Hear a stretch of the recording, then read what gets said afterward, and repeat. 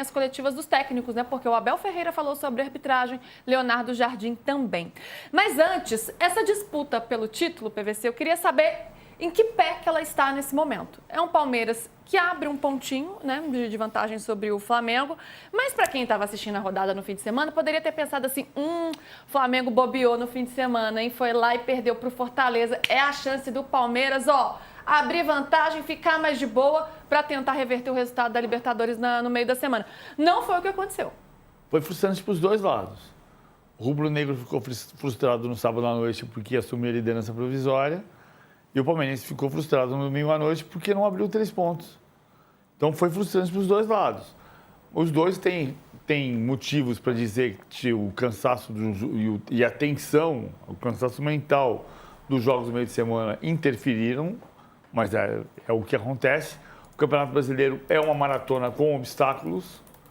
Você tem obstáculos durante 10 meses para tentar ganhar o campeonato. E o Palmeiras jogou mal ontem, o Cruzeiro jogou melhor que o Palmeiras. E criou uma frustração para quem assistiu a partida pensando que o Palmeiras podia ganhar o jogo. E abriria 3 pontos. Eu acho a tabela do Flamengo daqui para o final não fácil, mas eu acho ela mais acessível do que a do Palmeiras. Então, acho que a chance, por mais que se diga que o Flamengo tem 12% menos chance do que o Palmeiras para ganhar, pelos sites de estatística, eu acho o Flamengo mais possibilidade, porque essa tabela do Flamengo melhor. Vai pegar o São Paulo, mas vai pegar na Vila Belmiro. Vai pegar o Sport 2 vezes, o Palmeiras vai pegar o Santos 2 vezes. Então, eu acho mais acessível, mais provável o Flamengo ganhar o campeonato do que o Palmeiras. Mas tem um campeonato para jogar. E este é um dos melhores campeonatos, se não for o melhor. Vou dar um exemplo por quê. O Palmeiras nunca tinha feito 62 pontos em 29 rodadas. O Palmeiras foi campeão 4 vezes nos últimos 10 anos e em nenhuma das 4 conquistas tinha 62 pontos a esta altura do campeonato. E o campeonato de 22 ganhou assim, você sabia que ia ser campeão na 20ª rodada. E mesmo assim, esta campanha é melhor. E não dá para saber se vai ser campeão, ou se vai ser segundo ou terceiro, porque o Flamengo está ali encostado.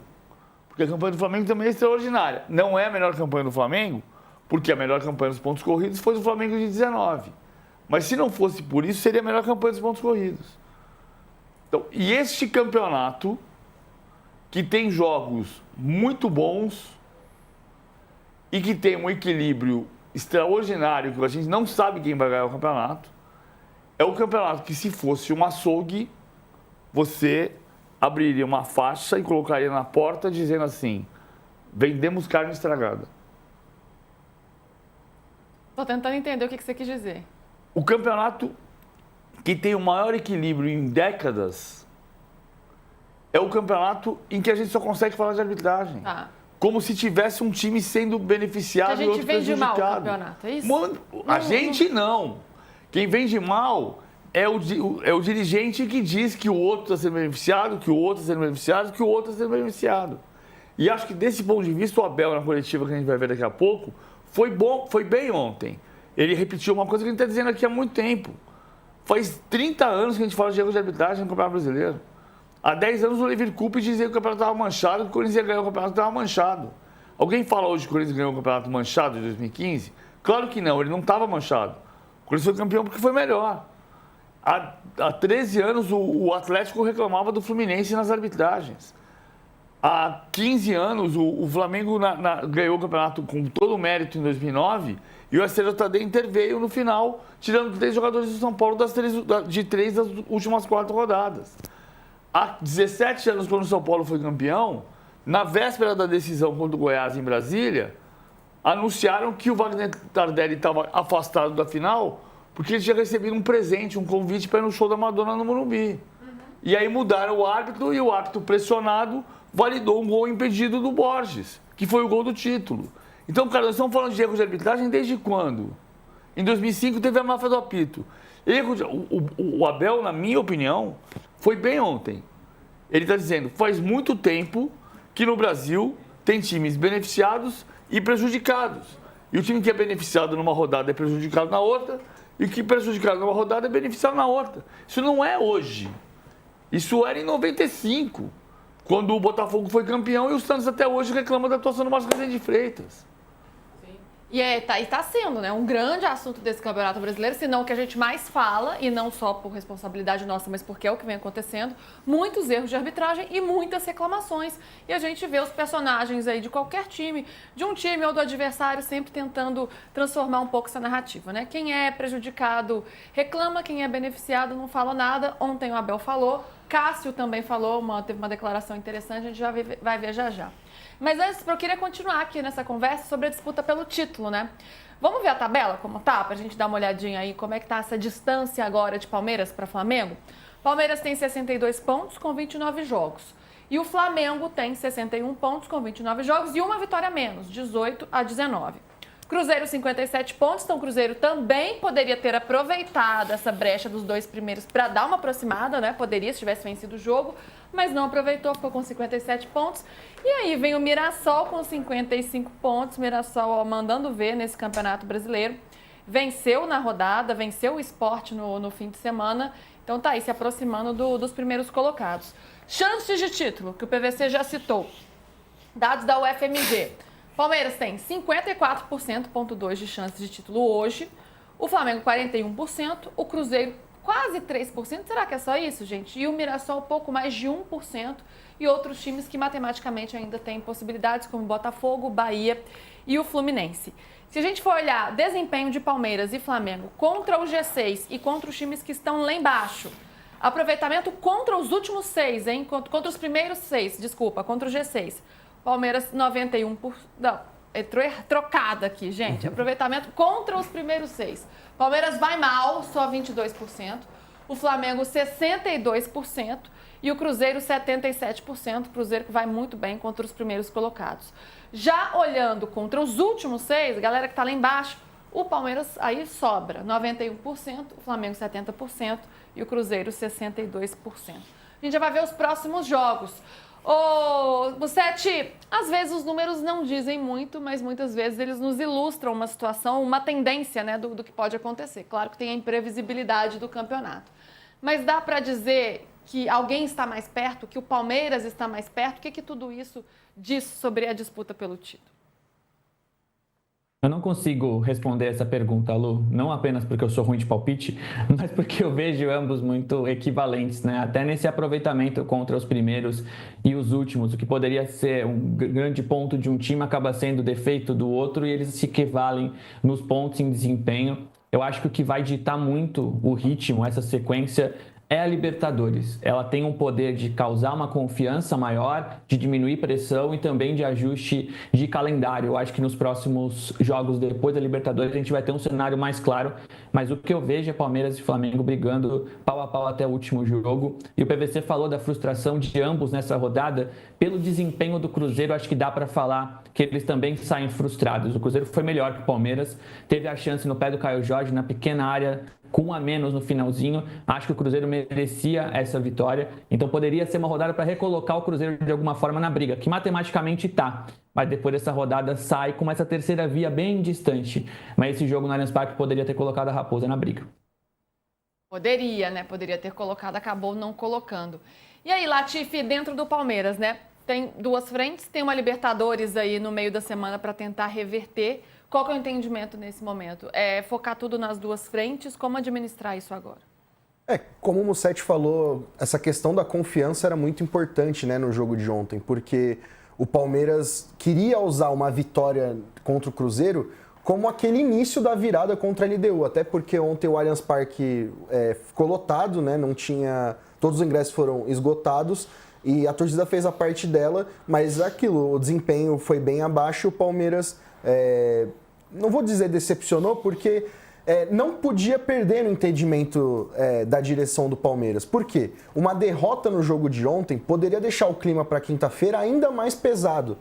E como o jogo terminou empatado, com o Palmeiras com um homem a mais, ensaiou aquele sufoco no final do jogo até, então deixou os ânimos tranquilos e não teve uma cobrança em cima do time antes da decisão contra a LDU.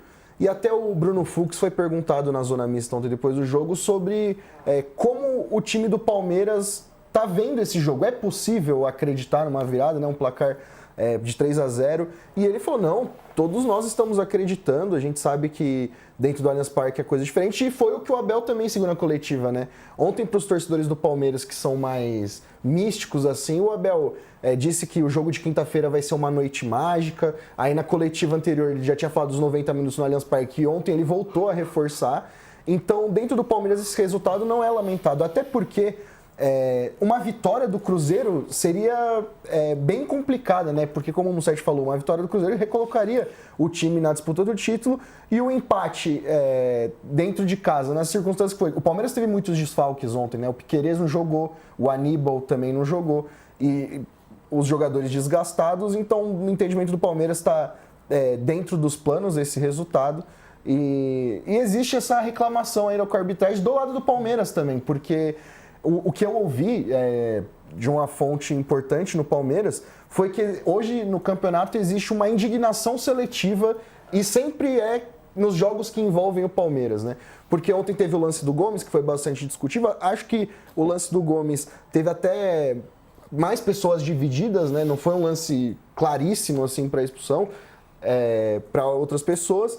E para o Palmeiras, por exemplo, pouco se fala do lance do gol do Cássio, né? Que ele deixa a bola escapar. Então, o Palmeiras está preocupado nesse sentido dos bastidores, de que todo jogo que ele faz parte, um monte de gente diz que teve erro claríssimo e coisas desse tipo. O gol do Ramon Sosa, invalidado, eu acho que teve falta, mas eu não gosto dessa repetição de frases que pô, porque não chamou pro VAR? Porque você teve convicção, não é pra chamar pro VAR.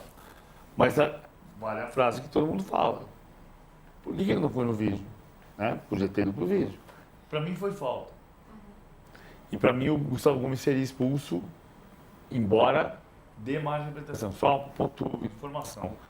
Para a comissão de arbitragem da CBF, o Gustavo Gomes era para ser expulso, mas a interpretação do árbitro é uma interpretação.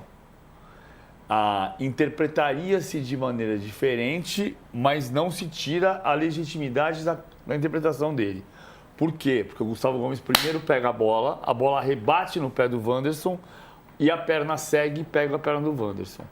Isso significaria cartão vermelho na visão da comissão de arbitragem, mas a comissão de arbitragem entende que há margem para a interpretação que ele teve. A gente tem o lance do Gomes aí, da não expulsão do Gomes, quando ele entra com o carrinho, né? E a gente tem o áudio do VAR também. Vamos ouvir então o áudio do VAR, o entendimento, né, da arbitragem durante a partida. Eu recomendo revisão para possível cartão vermelho, ok? No nosso entendimento, o Gustavo Gomes tira a bola e ele não recolhe a perna e continua no movimento e atinge a canela do jogador adversário com uma intensidade alta, tá bom? Eu quero que tu analise. Mostrar ponto de contato primeiro? Nós vamos esperar aí. E qual as Nós câmeras? vamos fazer um looping slow por aí. Ok. E depois nós vamos pela 2. Um looping aí em velocidade normal e depois pela 2, tá bom?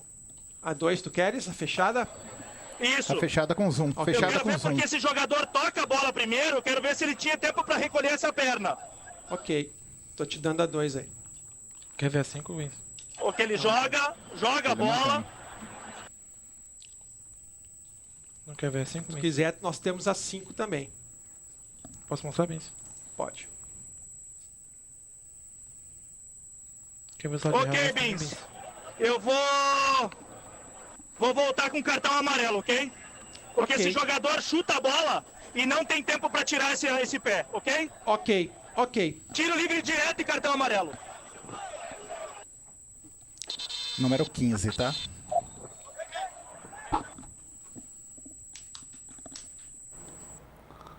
E aí ele dá o cartão amarelo, né? Ele vai ao VAR, ele entende, o Rafael Klein, que não era para expulsar, e dá o cartão amarelo.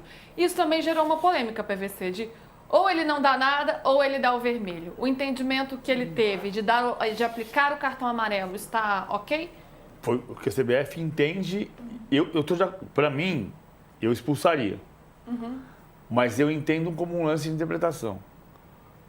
Tem uma margem de interpretação. Bom, isso é o meu ponto de vista. Sim. Aí eu fui apurar hoje de Sim, manhã. O que eu entendi. O que eu entendi não, o que eu ouvi. na CBF, na comissão de arbitragem, se entende que a interpretação mais certa seria a expulsão. Mas que há margem para a interpretação que ele fez, porque primeiro ele pega a bola, como ele está dizendo, como ele descreveu. O Gustavo Gomes pega a bola, a perna segue e ele pega a perna do Wanderson.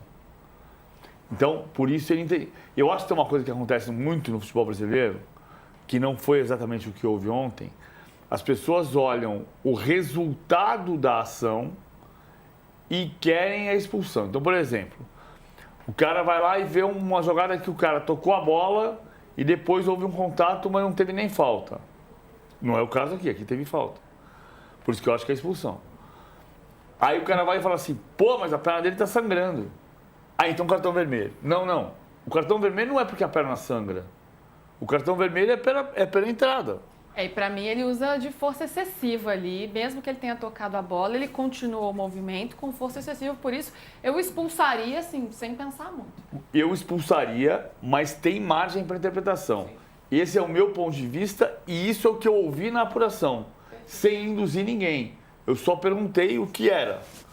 Aliás, nem perguntei, eu fui perguntar sobre outra coisa, eu fui perguntar sobre a viagem do Sintra para a Inglaterra. A gente vai contar mais tarde nesse programa. Mussete, quero te ouvir sobre esse lance. Daqui a pouco a gente vai ver os outros dois lances polêmicos também, da expulsão do Fabrício Bruno e o gol anulado do Palmeiras, marcado pelo Sousa.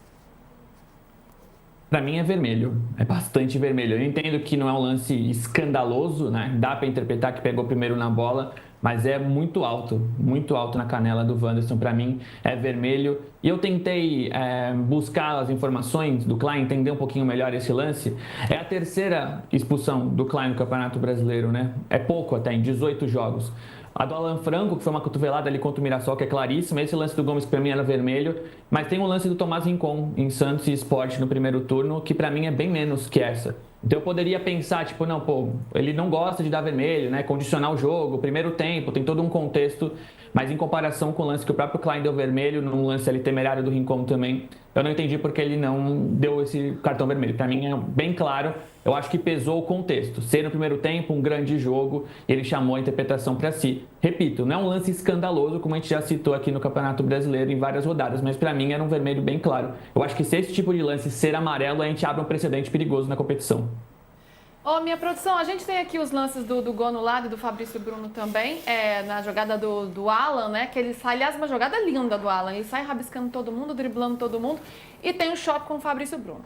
O árbitro entendeu que foi falta do Fabrício Bruno, segundo amarelo, expulsou. Mas tem uma outra interpretação também de que a falta, inclusive, que é algo reclamado pelos cruzeirenses, de que teria sido uma falta do próprio Alan no momento em que eles se chocam.